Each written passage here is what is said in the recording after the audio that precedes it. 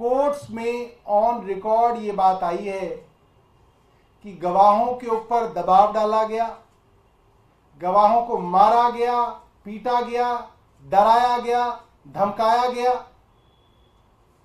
और उनके ऊपर यह दबाव बनाया गया कि वो अपनी पुरानी गवाही बदल के वो गवाही दें जो ईडी कह रही है, जो केंद्र सरकार की एजेंसी कह रही है, वो गवाही दें।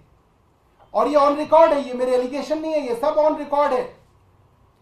चंदन रेड्डी, जिनका अपना बयान बदलने के लिए उनके ऊपर दबाव डाला गया, उन्होंने हाईकोर्ट के अंदर रिट डाली है इस बारे में।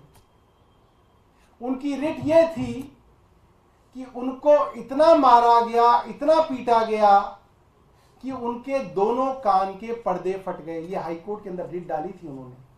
क्यों डाली थी? कि वो ईडी जो कह रही है वो बयान दे, अपने बयान को बदलें। अरुण पिल्लई का बयान है, ऑन रिकॉर्ड है। उनको अपनी गवाही बदलने के लिए डराया गया, धमकाया गया, उनके परिवार के बारे में कह के उनको डराया गया, धमकाया गया, उनकी पत्नी के बारे में, उनकी बेटी के बारे में। ये ऑन रिकॉर्ड है, ये मेरा एलिगेशन नहीं है, ये कोर्ट्स में ऑन रिकॉर्ड बात है। ऐसे ही समीर महेंद्रू, ऑन रिकॉर्ड है कि उन्होंने कहा कि उनके पिताजी को ईडी वालों ने अपने दफ्तर में रोका, उनकी पत्नी को एयरपोर्ट पे रोका गया और उनसे जेल में ईडी ने इस तरीके से जबरदस्ती झूठे बयान लेने की कोशिश की। ये ऑन रिकॉर्ड है।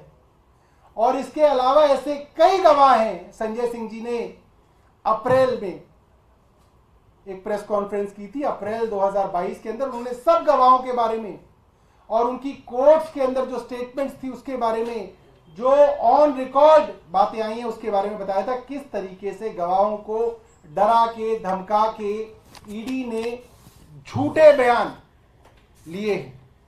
ये कहा जा सकता है ये पूरा का पूरा मामला फर्जी सबूतों और झूठे गवाहों पे आधारित है। इसका आधार ही झूठ है। इसके बाद जो सबसे बड़ी गवाही अरविंद केजरीवाल जी के खिलाफ इस्तेमाल हो रही है वो है मगुंटा रेड्डी और उनके बेटे राघव रेड्डी के विषय में। मगुंटा रेड्डी के बारे में हम सब जानते हैं कि उनको एनडीए ने, प्रधानमंत्री मोदी जी की अलायंस ने आंध्र प्रदेश के अंदर टीडीपी से टिकट दिया है। वो एनडीए के सांसद बनने के उम्मीदवार हैं।